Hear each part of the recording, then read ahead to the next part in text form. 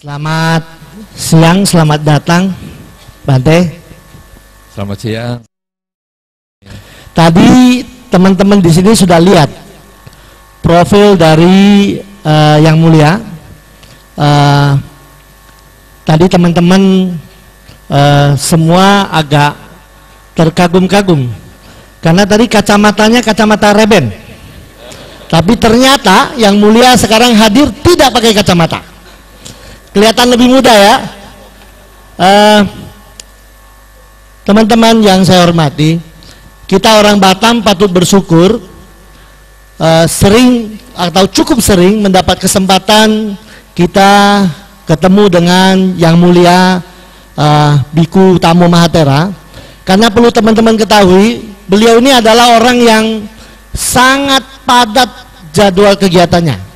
Kalau mau percaya, jadwal tahun 2010 pun sudah ada, bisa dilihat ya di, saya nggak tahu bukunya di mana tadi simpannya ya. Tapi yang pasti beliau ini adalah orang yang sangat sibuk. Bukan hanya dikenal sebagai seorang biku, tetapi beliau juga dikenal sebagai seorang cendekiawan dari Buddha. Dan kalau teman-teman mau tahu bahwa ada biku yang bisa keluar masuk berbicara di berbagai kalangan, termasuk di kalangan mahasiswa, inilah sosoknya ya. Jadi saya ingin kita manfaatkan waktu ini dengan baik. Saya akan mempersilakan Bante untuk menyampaikan menanam dan menuai, di sini bilang menanam dan menuai berkah di tengah krisis global. Kami yang hadir di sini tahu bahwa sekarang krisis masih ada. Terus kami harus bagaimana gitu loh? Apakah kami harus diam saja atau cukup berdoa saja di rumah nggak usah kerja misalnya? Apakah seperti itu? Nah, saya kira kita yang hadir di sini ingin tahu, dan kami mohon Yang Mulia berkenan menyampaikan kepada kami dalam menghadapi krisis ini sebagai umat beragama apa yang harus kami lakukan. Persilakan. Terima kasih pada Pak Asmin yang sudah kedua kali ya kita bertemu, dan beliau selalu bisa membuka acara dengan sangat baik sekali, dan nantinya juga beliau bisa membawakan acara juga dengan sangat baik sekali ya, karena memang kecerdasan beliau juga luar biasa. Makanya kalau saya lihat tadi di belakang, wah ini SH M.Hum, wah, jadi memang layak menyandang gelar begitu. Saudara-saudara yang sangat saya hormati, memang krisis yang tadi dikatakan oleh beliau mempunyai dampak bagi kita. Tetapi krisis apa ya? Karena saya beberapa kali berbicara tentang krisis, sudah cerita panjang lebar tentang kasus-kasus subprime mortgage di Amerika yang menjadi penyebab krisis global ini pada awalnya. Kemudian berbicara tentang Bernie Madoff yang sidangnya baru saja digelar akhir-akhir ini. Sudah panjang lebar cerita begitu. Yang Bernie Madoff sampai menghabiskan 700 triliun rupiah. Habis duitnya kemana nggak tahu. Akhirnya orang-orang mengatakan begini, apa tuh Bante itu semua? Subprime mortgage apa tuh itu Bante? Bernie Madoff siapa tuh itu? Pokoknya yang penting kita itu bisa makan enak, nggak pusing begituan. Wah, sudah terlanjur ceritanya mulu, pertanyaannya cuma sederhana saja. Wah, oleh karena itu saya tidak akan bercerita lagi bagaimana penyebab terjadinya krisis global yang sekarang sih secara kondisi duniawi sudah agak membaik, secara global sudah agak membaik. Cuman sekarang saya akan berbicara saja bahwa krisis itu maknanya bahwa kita ada perubahan di dalam kehidupan. Jadi kita lebih sederhanakan saja. Jadi yang disebut krisis global ini adalah berbicara tentang perubahan secara ekonomi. Baru saja kemarin saya masih membahas juga cerita salah satu bank terbesar di Malaysia. Dalam 6 bulan terakhir ini, 6 bulan ke depan maksudnya, ini sudah menganjurkan pegawainya untuk cuti. Jadi karena gaji yang harus dibayarkan oleh bank ini sedemikian besar, maka dalam 6 bulan ke depan silahkan cuti. Banyak-banyak cuti lebih bagus daripada kerja banyak-banyak. Nah, karena ini memang beban pekerjaannya luar biasa. Kemudian beberapa orang yang kerja di bidang pengangkutan dan lain sebagainya mengeluhkan pesanan-pesanan dari Eropa, pesanan-pesanan dari Amerika menurun sekali, dan produk-produk dari beberapa negara juga mulai berkurang, termasuk Indonesia dan sebagainya. Nah, ini sebetulnya kalau kita simpulkan, krisis itu adalah perubahan. Dan perubahan bisa terjadi skala global, yaitu secara dunia, yang tadi disebutkan mulai dari subprime mortgage dan sebagainya, yaitu sebetulnya kredit perumahan maksudnya. Kemudian krisis secara nasional juga ada. Kalau tadi global, kemudian secara nasional, sehingga beberapa pabrik garment mulai tutup, kemudian usaha-usaha lokal juga mulai tersendat. Itu adalah krisis nasional. Kemudian yang lebih kita tarik ke bawah lagi adalah krisis lokal, yaitu perubahan yang terjadi di dalam kehidupan kita sehari-hari, perubahan yang terjadi di dalam keluarga kita, perubahan yang terjadi di dalam masyarakat sekitar kita. Perubahan apa itu sekarang? Mudah sekali. Perubahan akan terjadi, atau kita bisa lihat perubahan kalau Anda melihat diri Anda sendiri. Saudara-saudara, siapa yang di kamar Anda cermin besar?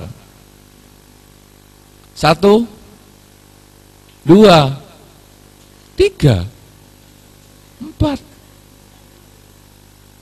5, 6. Sangat sedikit. Siapa yang tidak punya cermin? Wah, lebih banyak.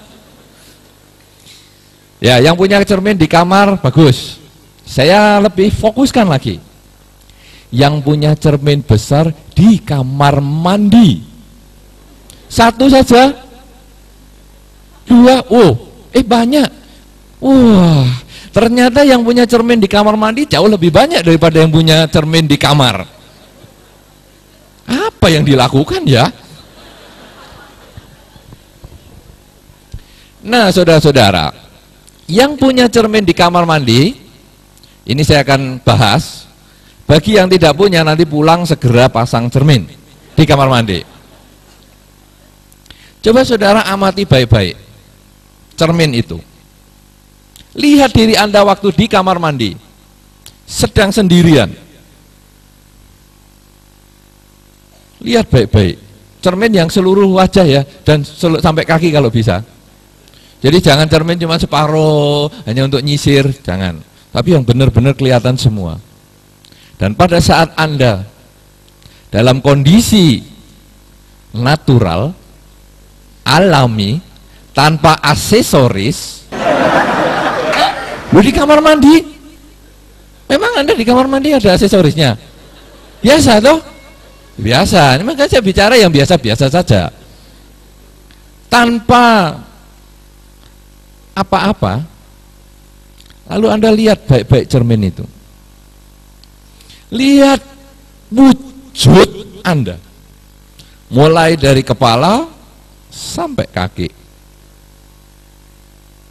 Ya. Lalu sudah pandangan dari depan, pandangan dari samping. Loh, perlu itu. Lihat lagi modelnya. Wah. Kalau bisa pandangan dari belakang. Kalau bisa, ini agak sulit, maka saya ngomong kalau bisa. Ya. Sudah, lalu ke depan lagi. Siapa yang pernah nyoba?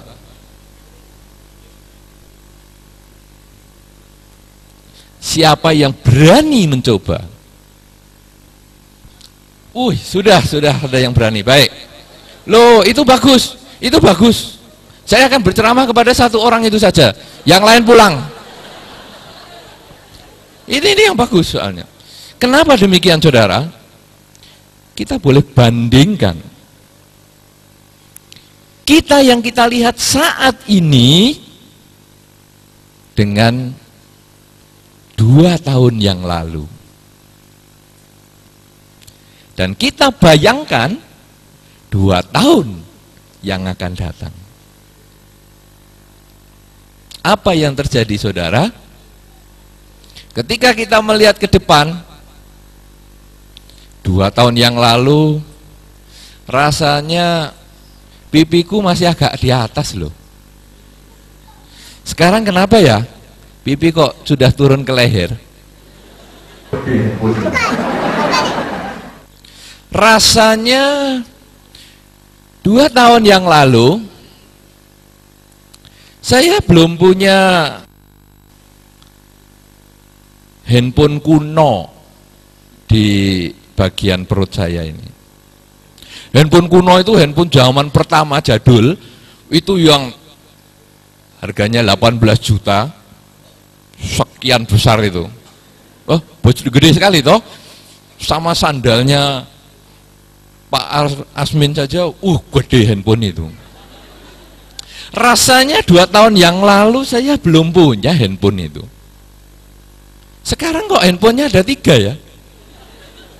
Sebelah kiri ada, sebelah depan ada, sebelah samping ada. Bener nggak sih handphone sih? Kemudian kita miring. Sungguhan. Handphonenya. Kalau handphone hari ini kan tipis-tipis tuh. Ini handphone jadul itu. Tebel sekali. Sudah ada yang berani ngamati itu? Ngeri, ini salah nih kacanya nih. Aku tetap seperti yang dulu. Tidak, ada perubahan. Kemudian kita mulai amati lagi. Wah, yang lain-lain kok berubah-berubah semua ya? Terus kita senyum, loh, giginya hilang 1 dan. Lalu kita pegang-pegang, sudah goyang 3. Sudah, lalu kita lihat lagi, waduh, di bawah mata ini kok sudah ada gelembungnya, ada apanya. Wah, rambut saya kok sudah jadi putih. Apa saya perlu potongan bante saja? Potongan seperti saya nggak kelihatan ubannya. Nah, untung saya sudah hari uposata, jadi kesini sudah nggak kelihatan uban. Tapi kalau kemarin 2-3 hari yang lalu, wah, ubannya sudah banyak. Lalu kita melihat itu ada perubahan, saudara. Kemudian panggil pasangan hidup. Ayo lihat sama-sama. Bisa malu. Ya kan? Makanya sekarang listrik agak ngirit. Karena kalau masuk kamar mandi gelap-gelapan. Malu lihat dirinya sendiri. Malu menyikapi perubahan. Ini sesungguhnya adalah termasuk krisis lokal. Jadi bukan hanya krisis global, bukan hanya krisis nasional, tapi juga krisis lokal. Yaitu ketika kita tidak siap menghadapi perubahan. Kalau kita sudah tidak siap, apa yang terjadi? Akhirnya kita melakukan tindakan yang aneh-aneh. Kok pipiku turun ya? Tarik. Operasi. Malah ada beberapa orang ngomong, kamu kalau cuci muka, jangan pernah menggosok ke bawah. Gosok ke atas. Ke atas. Ada yang pernah dapat info itu ya? Ada ya? Oh, bener ya itu. Kenapa? Katanya karena kalau digosok ke bawah itu kan langsung nanti sering narik-narik gitu loh, turun. Emangnya ini kulit martabak apa? Tarik ke bawah turun, tarik ke bawah turun. Ya berarti nanti 25 tahun cuci muka sudah pindah ke sini semua. Ada-ada saja. Ya terus begini semua nanti. Ya. Mata juga tidak boleh diginikan, nanti nanti lama-lama kelopaknya jadi panjang, jadi kalau buka susah. Jadi lebih baik sekarang matanya ya diginikan. Repot. Dagu juga. Ada-ada saja orang-orang itu. Kenapa saudara? Karena tidak siap menghadapi perubahan. Beberapa pasangan hidup mengatakan, loh, aku dulu waktu menikah sama kamu rasanya kamu lebih baik daripada hari ini. Kenapa ya sekarang tampilanmu kok penuh handphone jadul begitu di mana-mana?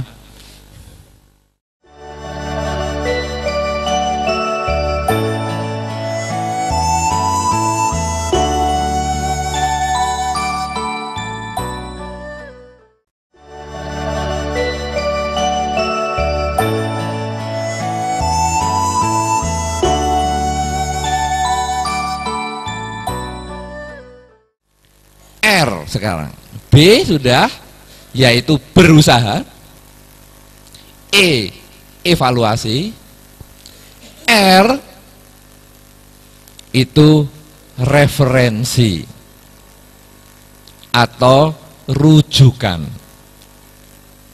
Jadi kita pada saat melakukan satu tindakan menyikapi suatu perubahan, selain kita berusaha sendiri, selain kita mengevaluasi, kita juga mempunyai rujukan. Anda datang mengikuti acara ini, sebetulnya Anda mencari referensi, Anda mencari rujukan, supaya Anda mempunyai pegangan untuk Anda hidup di dalam kehidupan Anda sehari-hari. Anda membaca buku, itu juga rujukan. Suami cekcok dengan istri kemudian baik lagi, itu juga rujukan. Iya kan? Rujuk tuh itu. Suami cekcok sama istri terus baikan lagi, namanya rujuk juga dong. Betul? Tapi bukan itu yang dimaksud. Bukan rujuk suami dengan istri. Ini adalah referensi, yaitu satu tolok ukur. Kita belajar menambah wawasan dengan ikut seminar, dengan baca buku, atau tanya orang juga boleh. Jadi mereka yang pelajarannya menurun, kemudian juga tanya, gimana ya kok pelajaranku menurun. Ini mencari rujukan, mencari referensi. Setelah B, berbuat sesuatu. Setelah E, evaluasi. Setelah R, rujukan. Anda akan ketemu apa itu? K. Apa itu? Hah? Konsistensi. Jadi punya pola yang konsisten, yang menetap, yaitu polanya. Jadi berbuat lagi, evaluasi lagi, rujukan, terus dikerjakan. Dan begitu kita mendapatkan satu masukan, kita harus konsisten dan jalankan. Atau di dalam istilah yang lain juga kita punya komitmen untuk menjalankan. Jadi konsisten atau konsisten pada komitmen kita. Itu K. Jadi kalau sekarang kita, ya sudahlah saya krisis ini, usaha saya agak menurun, atau keluarga saya agak bermasalah, atau pelajaran saya agak menurun, ya sudahlah saya berbuat. Saya sudah evaluasi. Saya sudah tanya pada orang-orang, tapi sekali saja. Besoknya udah enggak lagi, yaitu tetap menurun lagi, tetap menurun lagi, tetap menurun lagi. Tetapi yang disebut konsisten adalah kita terus berusaha, terus berusaha, terus berusaha. Berbuat, terus apa lagi? Evaluasi, terus apa lagi? Referensi, terus apa lagi?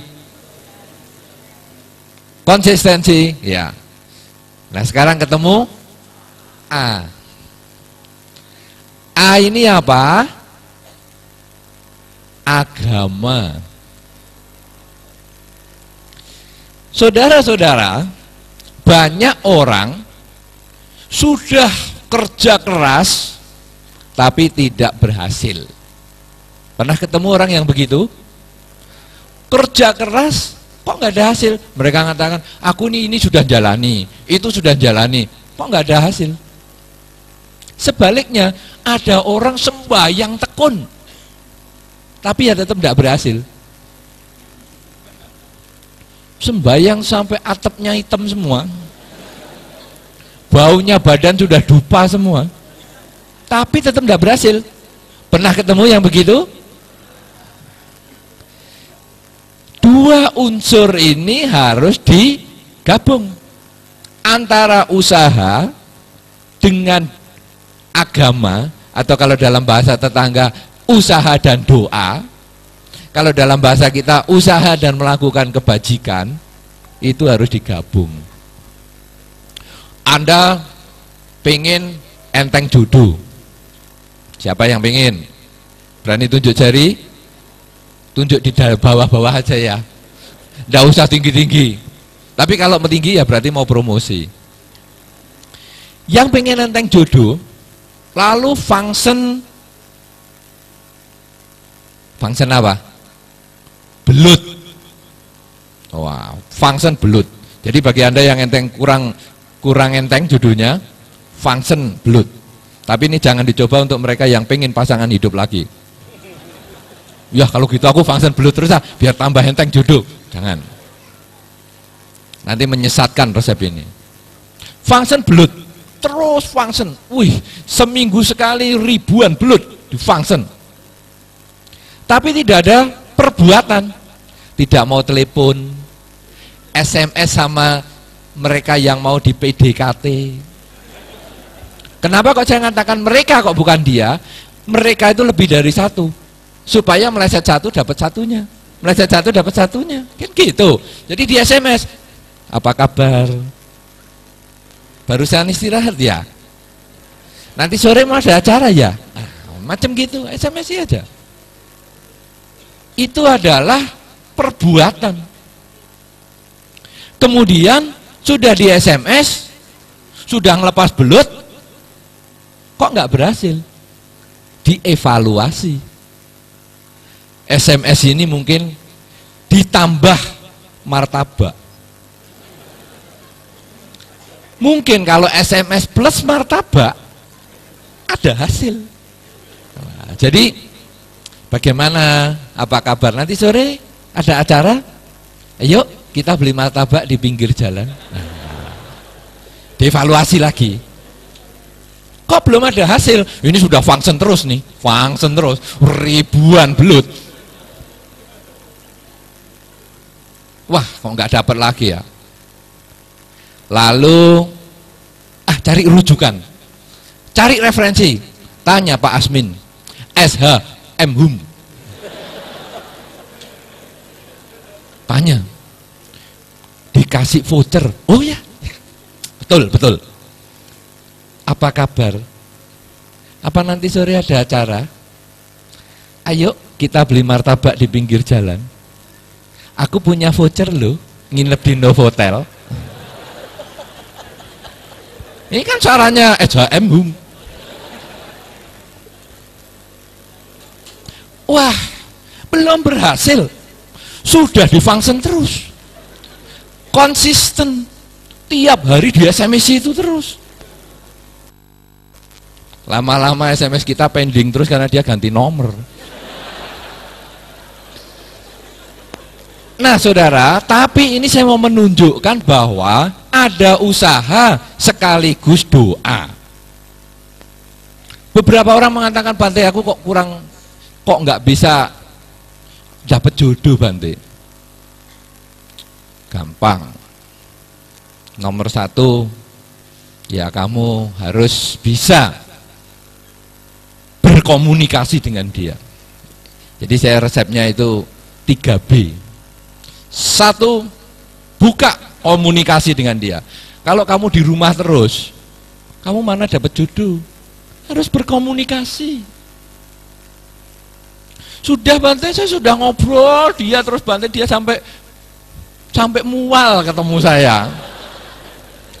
Oh, kalau gitu Kamu bukan hanya berkomunikasi, tapi kamu harus bisa berbagi hadiah. Datang bawa bunga, walaupun ngambil habis seminar ini. Aduh, aku senang sekali ketemu kamu sini, tak kasih bunga. Loh. Jadi selain berkomunikasi, juga berbagi. Sudah Bante, saya sudah belikan macam-macam Bante. Dari orang tuanya sampai semua sudah saya kasih-kasih. Kok belum bisa Bante? Nah, itu tinggal pakai B yang ketiga. Apa itu? Ya berdoa sajalah.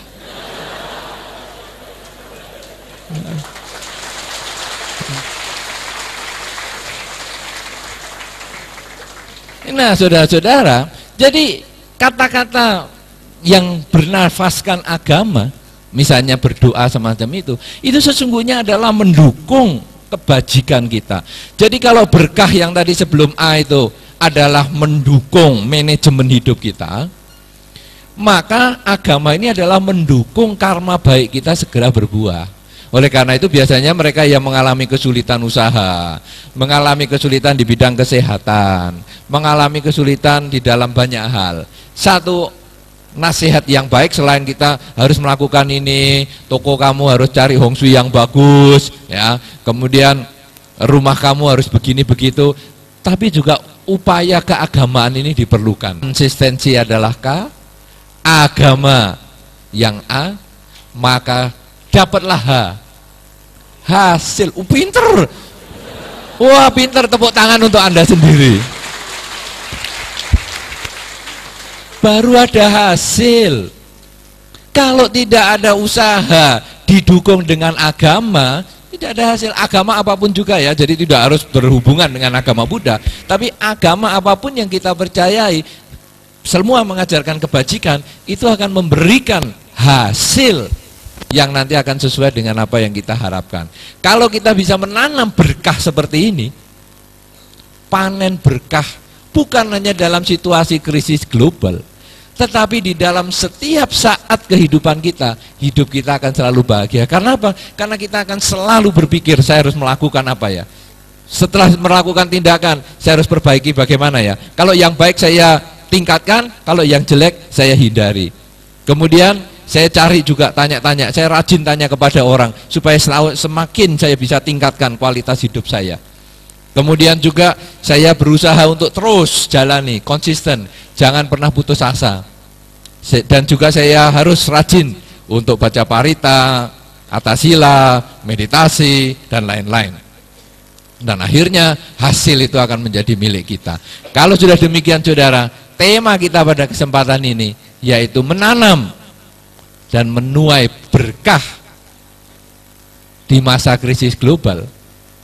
Kita akan bisa capai, kita akan bisa lakukan, dan kita juga akan mendapatkan kebahagiaan di masa krisis seperti ini. Karena krisis bukan hanya global, bukan hanya nasional, tapi sesungguhnya krisis itu bersifat lokal. Sikap kita menghadapi perubahan, kalau kita berhasil mengubah pola pikir kita, maka sikap kita menghadapi perubahan justru menjadikan perubahan sebagai motivasi kita untuk lebih maju lagi.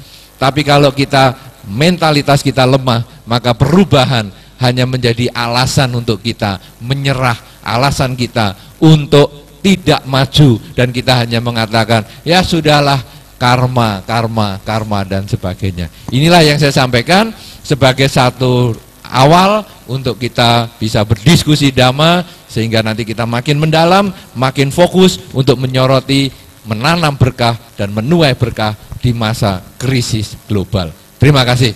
Ya.